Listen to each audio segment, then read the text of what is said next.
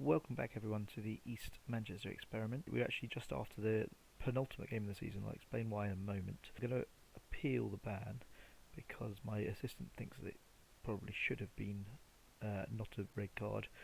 And the thing is, it's turned out to be an absolutely crucial red card. This was the game with Nelson at home. At the time, it was 1-1. Max Gee had equalised from the penalty spot, but we were in the ascendancy at the time. We were doing quite well. And Jamie Teta gets sent off beginning of the second half. Now, in itself, fair enough, but now let me show you the table. As you can see, it's left us level on points with Squires Gate with one game to go with an inferior goal difference. So that means we are going to need to better Squires Gate's score. Or, I mean, what I'm thinking is if we can win by quite a few, that would really put the pressure on. So if we can win, say, 4 or 5-0, then Squires Gate would need to win by at least a couple of goals. That's obviously going to be our best chance. But the problem is also, though, that we're playing Earlham, who are in with the very, very remote chance of the title. If they were to beat us and Squires Gate were to lose, they would win the league. But it's so frustrating when I think if we'd won that game, it would have been completely in our hands and we should have won that game. I haven't actually seen the red card incident properly yet. I mean, I saw it obviously in the game, but I wasn't thinking about it much. I was just trying to concentrate on how on earth we could get back into the game. 10 men. Yeah, that's him. What's going to go here? Oh, it's pathetic. There's nothing in that at all. It's barely a yellow card. How's that a red card? That's a straight red card according to this referee. Straight red. Utterly unreal. And that could cost us the league title. That is so frustrating. So, I will be back. I mean, I wanted to quickly just mention that at the start of the video so you knew the kind of context to the game that you were about to watch. But I'll be back on the 1st of May, so in just under a week, for the last game of the season. We do, I think, have more or less a fully fit squad, so hopefully I will be able to pick from my absolute best players, and we can have one last go, and you never know. It's going to be hold everything crossed and hope for the best. I'll see you on the other side. And here we go, 1st of May 2021, and a first time that we have had a last day drama of a title race. It's not in our hands. We need to win this and hope that Squires Gate don't, or if we were to win it by several goals, then hope that Squires Gate just don't win it by too many goals. I know what the goal difference situation is. What's the goals scored? Because obviously that makes right. They've scored quite a lot more than us, so that means we need to score 3 goals more than them in a win, or indeed in any kind of result. Actually, as long as it's the same as them, because obviously we're level on points with them. So 3 goals more, or if we can see 3 goals less in a defeat, anything like that will do. Earlham obviously is not going to be easy, but it is a game we have to win for obvious reasons. It will be so frustrating to get this close and have to spend another year in this league, particularly because of the money situation, which would probably make it difficult for us to get promoted again after this. I think I could imagine us staying up in a higher league, but I think I'm going to find it very difficult to get promoted again, or get promoted from this league next year. So this is the team I think I'm going to go with. You've got Winterbottom, Charlie West, Wayne Cleaver, Jack Walton, with Steve O'Loughlin at left back, Jazz Casey, Harry Berkhamshaw, Oliver Roberts and Tim Akinola in the middle. Wingers in particular, going to be heavily reliant on them today. And then Max Gee and James Barragan, 33 goals between them this season, so hopefully they can get us some goals. You will notice Finley Hayhurst, Jamie Tete both suspended. Frustrating because both would have been starting today, but nothing I can do about that now. I'm going to have to make the most of what we've got. So here we go. Max Gee not quite fully fit, but we really need him today. There's not really much choice about who we play up front. So here we are at Alderhouse for the last time this season. Give them a bit of encouragement. We're potentially a point away. I should have said that actually, because we're probably not a point away. We could be a point away, but we're probably not a point away. And we're off. Casey has it on the right wing. Over to Roberts, and Roberts shoots, and Roberts has scored. It's 1-0. Roberts has scored. We're on our way. We need more goals to make this fairly sure, but it's a really, really good start. Of course, let me just get the table up here so that we can see it quickly. And of course Squires Gate are the people who we need to worry about. There they are. Barnoldswick Town 0, Squires Gate 0. So at the moment we are champions. I'd like some more goals though, because I'm sure they will score. They're losing. They're losing. Suddenly, almost looks like we could lose and possibly even win the title, or certainly draw anyway. We need another goal though, just to be a little bit safer. If Squires Gate were to win that by 1 goal, remember we need to win by 3. It is 1-1, so whilst we're still winning the title at the moment, they are now on our coattails. We need more goals. Guy has scored again, it's 2. We need to keep going, come on. We can do this, East Manchester, we can do this. The more goals we get, the easier this is going to be. Goal difference now level. Obviously they will score. If they score, then their goal difference will be better, so we need 2 more goals. Even if they were to win by 1-0. Sorry, by 1 goal. Loughlin and Casey shoots. It's 3! Oh goodness me, suddenly this is looking like it might actually happen. 3-0 to East Manchester on the last day of the season. A win may not be enough, but it may be if we can win it by lots and lots and lots of goals. So you never know. This is looking fantastic. Brilliant, brilliant performance. I want them to make sure that their performance levels don't drop, because 6 goals would probably be fairly safe now, but anything less than that, I think we could still lose the title because of what is going on at the other game. So we need to keep going. Keep trying to get more goals. Try not to concede as well. And Todd has scored. Oh dear, Jack Mason passes to Todd and he has made it 3-1. It feels strange to be so upset about conceding a goal when you're 3-0 up, but it could be so important now. We need to try and get some more. A bit more positive. Squires Gate still drawing, but 1 goal. They've won the title as it stands. And here we are. It's 3-2. Wayne Cleaver with an own goal. How crucial could that be? Could be the goal that sends us, well, keeps us in this league.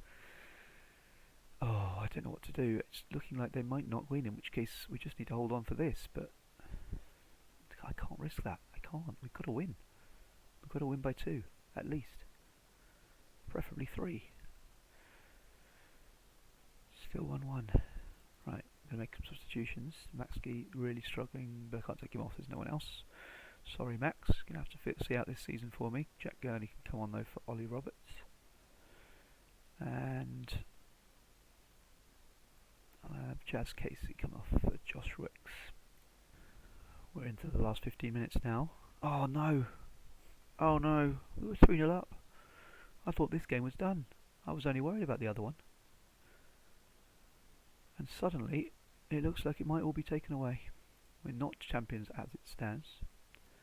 Got to go for it now. We've lost it. We've lost it. In the 14 minutes before the end of the season.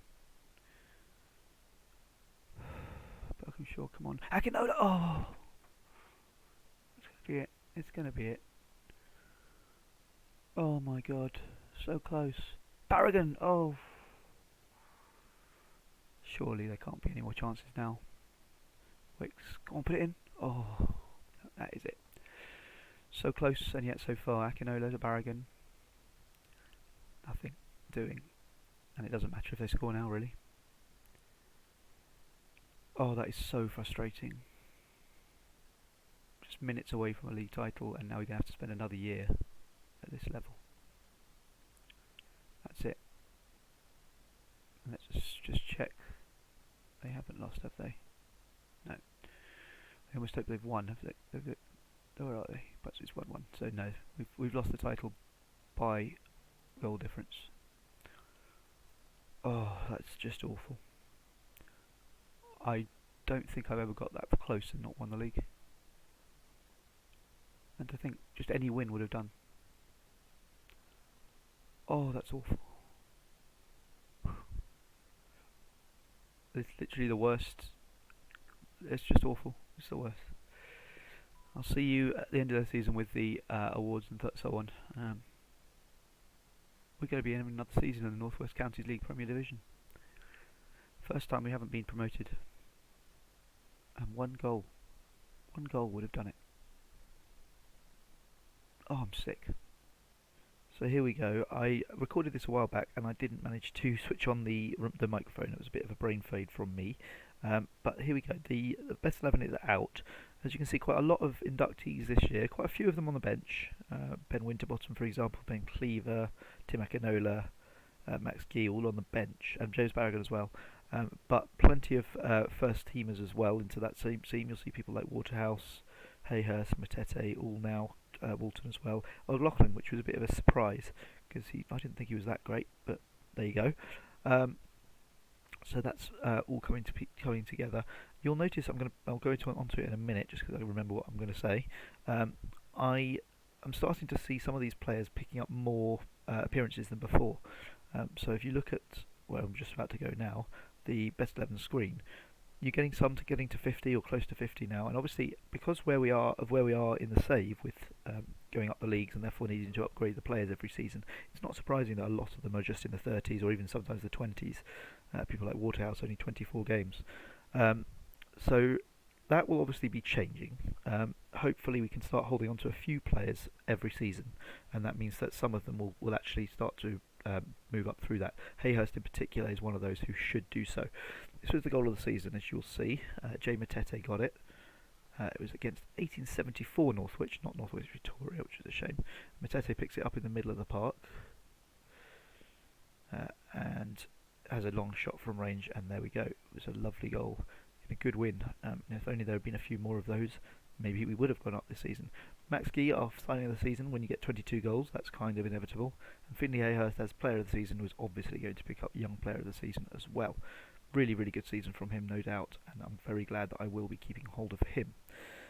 So, the other thing to mention is that run there, when we lost quite a lot of games in February and March, that was what cost us really. Yes, we drew 2 games at the end of the season, but those games in February and March, they were the reason really why we haven't gone up this year. So disappointing. What a shame really. Dynamics have improved. Really good support from me. I did have an end-of-season meeting, and I told them that I thought we needed to challenge for the title next year because I think that's what we need to do. And I was very glad to see everyone really getting on board with that, and they all think that yes, we are going to win the league next year at all costs. Not too many injuries this season. Bren Brown, who's really not going to be good enough anymore anyway, so I'm not too bothered that he hasn't been fit this season. Everyone else, Cameron Painter I'd never heard of. He's one of those people who just you sign without even thinking about it and just sits in your under 23s. But everyone else, he had 6 weeks for Max Gee, but other than that, no one had more than a month out. So relatively good in terms of the injuries this season. We had the winner of the player of the season, which came from Squires Gate, which isn't surprising. Fair enough. Defender who got 17 assists in the league, which is really quite impressive. I think he was a fullback, but still, that's really impressive. He doesn't look that good to me, but there you go. Ben Winterbottom obviously came second in the most clean sheets award, and that was obviously a good thing to see. That's not something necessarily that's been a strength of ours, even when we've done well. It's been generally more to do with the attacking play than the defensive one. So the fact that we came second, I'm guessing with 16. I didn't check it. I don't know why. I'm assuming it's probably 16 clean sheets this season. I then needed to vote for the Premier Division Manager of the Season award.